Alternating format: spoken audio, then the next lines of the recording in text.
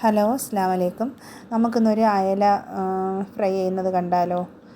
ഒരു fish fry കാണാം. Okay, അപ്പോൾ ഇതിന് വേണ്ടി ഞാൻ അയല ക്ലീൻ ചെയ്ത് വെച്ചിട്ടുണ്ട്. അതിനകത്തേക്ക് നമ്മൾ കുറച്ച് ഇഞ്ചി, വെളുത്തുള്ളി, പിന്നെ ഞാനിവിടെ കറിവേപ്പില എടുത്ത് വെച്ചിട്ടുണ്ട്. അതുപോലെ കുറച്ച് നാരങ്ങ നീര് അതുകൂടെ മിക്സിയിൽ ജാറിൽ പിഴിഞ്ഞൊഴിച്ച് അതിന് ശേഷം നമുക്ക് മസാലകൾ ഞാനിവിടെ ഉപ്പ്, മഞ്ഞൾപ്പൊടി, കുരുമുളക് പൊടി, അതുപോലെ ചില്ലി പൗഡർ, ഗരം മസാല, ഇത്രയും സാധനങ്ങൾ എല്ലാം കൂടെ ജാറിനകത്ത് ഇട്ട് അതിനെ ഞാൻ നല്ല ഫൈനായിട്ട് അരച്ചെടുക്കും.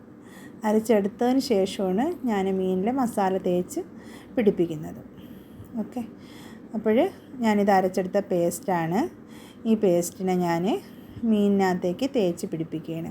ഞാനിത് തേച്ച് പിടിപ്പിച്ച് ഒരു 20 മിനിറ്റ് റെസ്റ്റ് ചെയ്യാനായിട്ട് വെക്കും. അപ്പോഴും നമ്മൾ ഈ മസാല നന്നായിട്ട് മീനുകളിലെല്ലാം അങ്ങനെ പിടിച്ചിരിക്കും. അപ്പോൾ നമുക്ക് നല്ല രീതിയിൽ ടേസ്റ്റായിട്ട് പൊരിച്ചെടുക്കാനും പറ്റും.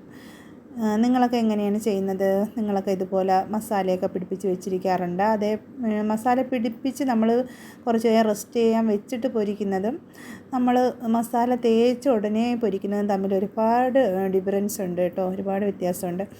കാരണം നമ്മൾ പെട്ടെന്ന് തേച്ച് പിടിപ്പിച്ച് പൊരിക്കുന്നതിനേക്കാളും കുറച്ച് റെസ്റ്റ് ചെയ്തതിന് ശേഷം നമ്മൾ ഫ്രൈ ചെയ്തെടുക്കുമ്പോഴത്തേന് അത് വേറൊരു ടേസ്റ്റാണ് കേട്ടോ. അത് നല്ല ടേസ്റ്റാണ്. നിങ്ങൾ ഇങ്ങനെ ഒന്ന് ചെയ്ത് നോക്കണം കേട്ടോ. ഈ രീതിയിൽ ഞാൻ എപ്പോഴും ഇങ്ങനെയാണ് കൂടുതലും ഫിഷ് ഫ്രൈ ഉണ്ടാക്കുന്നത്. അപ്പം ഇവിടെ ഞാൻ പാൻ അടുപ്പത്ത് വെച്ചിട്ടുണ്ട്. അപ്പം നമ്മൾ അതിൻ്റെ ആ വെള്ളമൊക്കെ പോയതിന് ശേഷം ഞാൻ അതിനകത്ത് എണ്ണ ഒഴിച്ച് കൊടുക്കുന്നുണ്ട് കേട്ടോ.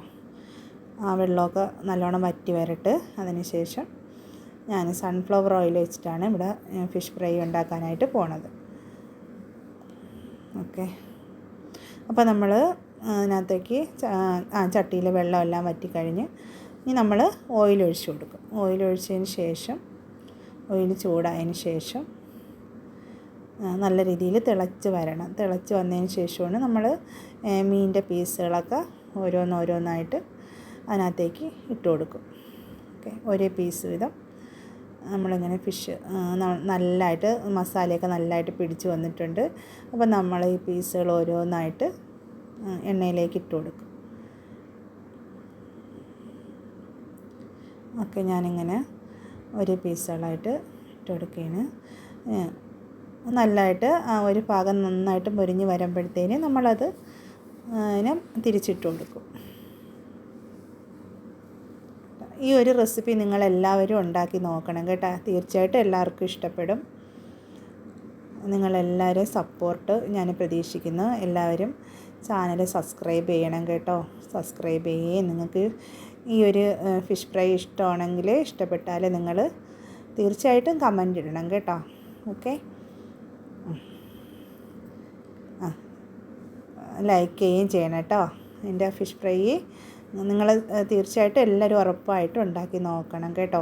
ഈ ഒരു ഫ്രൈ എല്ലാവർക്കും ഇഷ്ടപ്പെടും കേട്ടോ. ഇവിടെ എല്ലാവർക്കും ഇഷ്ടമാണ് ഈ ഒരു ഫിഷ് ഫ്രൈ ഞാൻ ഉണ്ടാക്കുന്നത്. ഓക്കെ.